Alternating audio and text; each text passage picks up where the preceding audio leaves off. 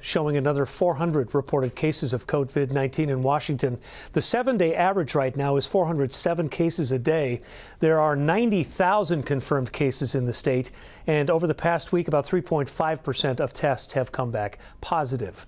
Well, the concern, of course, is that during colder weather, we're all going to be inside, and the chance for COVID to spread goes up. A key weapon to deal with this is contact tracing. King 5's Glenn Farley has looked into that and how one organization in particular is already helping out.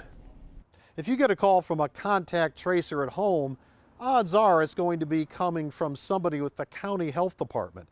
But there is a backup and a backup to the backup, and that includes the Washington State National Guard. Hi, I'm calling because Washington State Department of Health was notified that you were in close contact with someone who tested positive for COVID-19. This is what contact tracing sounds like. Do you remember the first day that you said that you said you started feeling sick? This video from the Defense Visual Information Distribution Service shows members of the Washington National Guard contact tracing.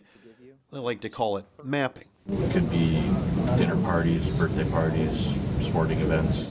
Back in May, 250 members of the Guard were helping to trace who else may have been exposed to someone with COVID and guide them to help and testing. 4 days of pretty intense training, and then they have a Department of Health lead that also assists them on a daily basis. Colonel Kevin McMahon heads Joint Task Force Steelhead.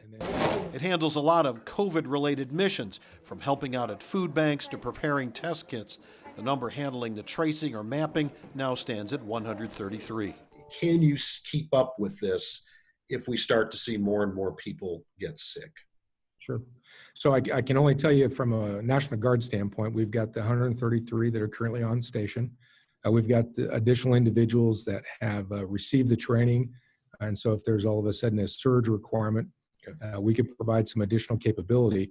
But I would also like to think that the counties and the state have been building capacity as well. As you talked about, we've got a contractor that's beginning to come online. Now it's a matter of layers. King, Pierce, and Snohomish counties' health departments each have about 60 contact tracers.